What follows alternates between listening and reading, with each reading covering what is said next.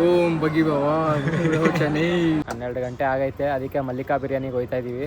ಬಿರಿಯಾನಿ ಮಲೈಕಾ ಅಲ್ಲ ಕಣೋ, ಮಲ್ಲಿಕಾ ನೋಡಿ ಇದೆ.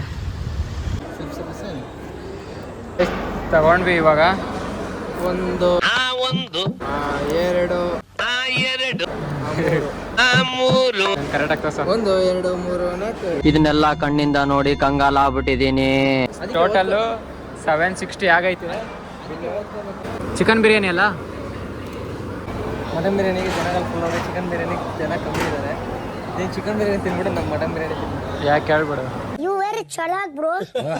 ಯಾವುದೋ ಮೂವಿಯಲ್ಲಿ ಹುಡುಗಿ ದೀಪ ಎತ್ಕೊಂಡ್ ಬರ್ತಾರಲ್ಲ, ಉಪೇಂದ್ರ ಮೂವಿ ಸಾಂಗಲ್ಲಿ ಆ ಥರ ತಟ್ಟೆ ಎತ್ಕೊಂಡ್ ಬರ್ತಾ ಇದ್ದೀನಿ ನೋಡಿ. ಯಾವುದೋ ಮದುವೆ ಬಂದಿದ್ದೀವಿ, ಊಟ ಬೀಗ್ರೂಟ ಬಂದಿದ್ದೀನಿ, ತಿನ್ಬಿಟ್ಟು ಹೋಗ್ಬಿಡೋಣ ಅನ್ಕೊಂಡಿದ್ದೆ. ಈ ಬಡತವಿಂದ ದೇಶ ಉದ್ಧಾರ ಆಯ್ತದ.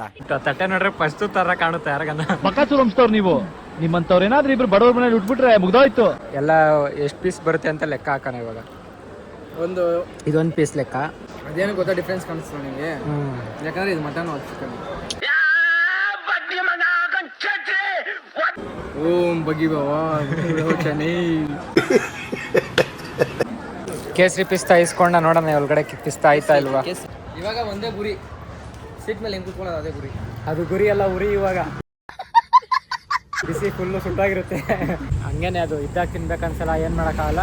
ಏನಂದ್ರೆ ಹುಡುಗಿರು ಅಷ್ಟೇ, ಬಿಟ್ಟೋಗೋರ್ಗು ಏನೋ ಅನ್ಸಲ್ಲ, ಬಿಟ್ಟೋದ್ಮೇಲೆ ಎಲ್ಲ ಅನ್ಸೋದು.